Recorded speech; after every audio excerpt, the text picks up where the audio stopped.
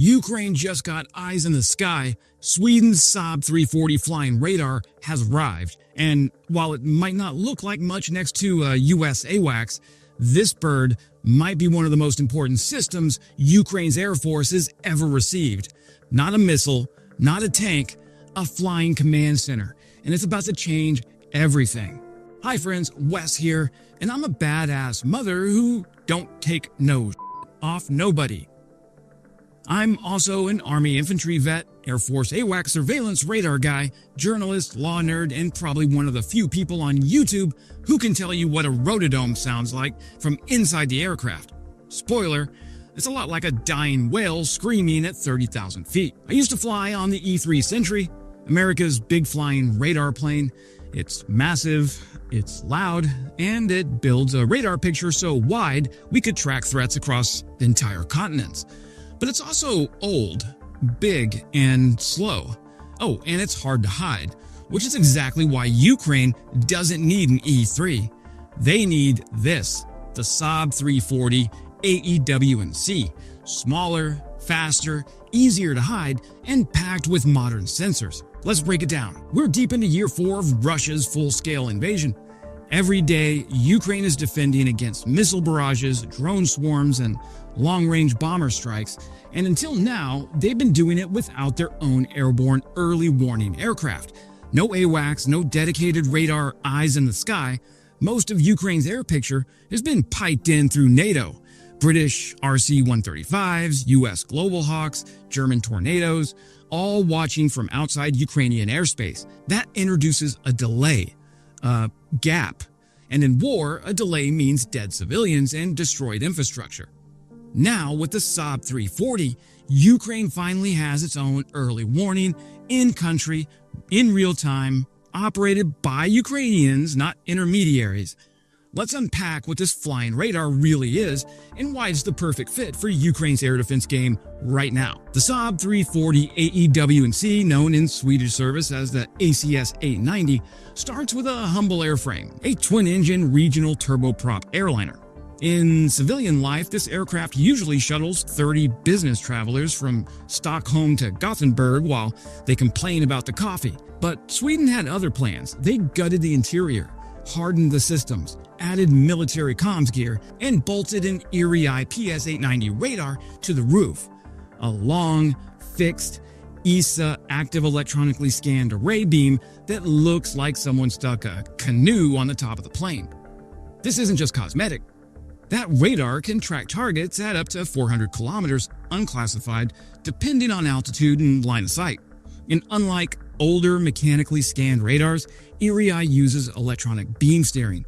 That means faster scanning, better tracking, and the ability to focus on multiple threat sectors at once. Now, it's not perfect. The fixed beam gives you 120 degrees of coverage per side.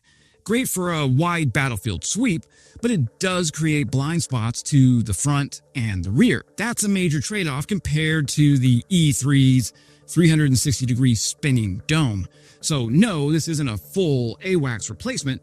It's more of a battlefield-oriented radar picture than a strategic theater overview. But for Ukraine's war, that trade-off makes sense. Because here's the reality. They're not looking to manage an air campaign over half of Europe.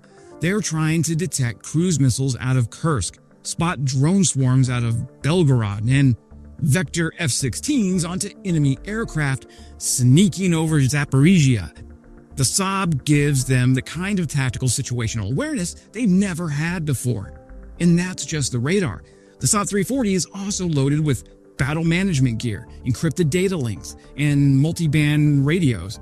In NATO parlance, this means the aircraft can not only see the threat, it can also command, control, and communicate the threat in real time with fighters, air defense crews, and other airborne platforms. This turns the Saab into a true AEW&C platform.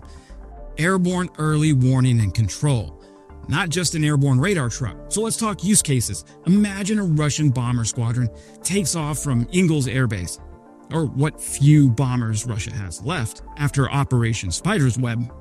The Saab 340 detects it minutes earlier than any ground radar would. That gives Ukraine Time to reposition mobile SAMs, alert civilians, scramble fighters, and retask interceptors. Or take an air-to-air engagement. A Ukrainian F-16 flying near Kharkiv can stay radio silent, its radar off, avoiding detection. Meanwhile, the Saab 340 is orbiting 150 miles behind, feeding it real-time threat data. The fighter locks an AMRAAM missile on a Russian Su-35, fires, and turns away without ever switching on its own radar. Again, it's all about speed and visibility. The Saab also makes joint operations possible in a way Ukraine couldn't do before. When your radar picture is stitched together in real time and shared across air, land, and sea assets, you can start building what's called a common operating picture, a unified view of the battle space that lets everyone fight smarter, not harder. And it's not just for defense. With this system in the air, Ukraine can plan coordinated deep strike missions. Think F-16s going after a Russian airbase or S-400 battery with real-time Saab support. The Erieye radar tracks enemy aircraft trying to intercept, while the Saab crew guides strike packages around known threats and even retargets missiles mid-flight. This is NATO-style air coordination in a very un-NATO theater. The bottom line, the Saab 340 isn't just a radar on wings, it's an airborne quarterback, a mission planner, and a threat spotter, all rolled into one. And while it lacks the flashy silhouette of an E3 or a wedgetail, crikey, it's exactly what Ukraine needs, a nimble, survivable, and modern airborne battle manager that can keep up with this fast-moving war. Finally, there's a doctrine shift. Sweden didn't just give Ukraine a new toy, they handed over a piece of NATO air power infrastructure. This is a capability, not just a platform, and it signals trust. Sweden only has 2 of these aircraft. They gave 1 to Ukraine and kept 1 for training. The infrastructure defense is also huge. With this system in the air, Ukraine can protect logistics hubs, rail lines, command centers, and power plants. The radar builds a real-time picture of the entire threat envelope, letting operators brace for the next Caliber or Shahed strike. Let's not sugarcoat it. The Saab 340 is slow. It's not maneuverable. It doesn't have stealth.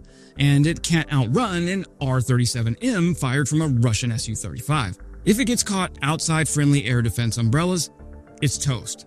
So Ukraine has to be smart. Expect these aircraft to fly deep in the rear, always behind layers of Patriots, NASAMs, and IRIS-Ts, possibly escorted by fighters, possibly using electronic warfare to mask their signals.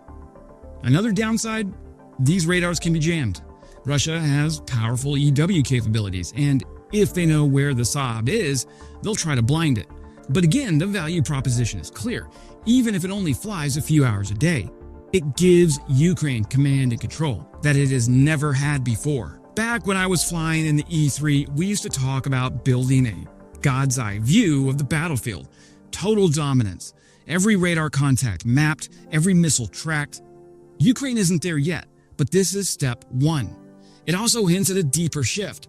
We're watching Ukraine's Air Force transition from a reactive force to a proactive one. From intercepting drones over cities to planning coordinated air campaigns with F-16s, AMRAAMs, and real-time data feeds. If they can integrate this platform correctly, it won't just help Ukraine win the air war, it'll reshape how regional air forces operate for decades to come. So what does it all mean? It means Ukraine is building something permanent, not just borrowing NATO gear, not just surviving the next missile wave. It's assembling a real air force, one that flies its own fighters, sees its own airspace, and calls its own shots. And Sweden? By handing over 1 of its only 2 flying radars, it's not just helping Ukraine, it's showing the rest of NATO what commitment really looks like. Keep an eye on the skies because Ukraine just got a new pair. That's it for today, friends. We're closing in on 100,000 subscribers, so if you dig military technology with a healthy dose of sarcasm and veteran humor, this is where you're meant to be. Subscribing is the best way to support this channel, and as always, glory to Ukraine, glory to the heroes. Crimea is Ukraine.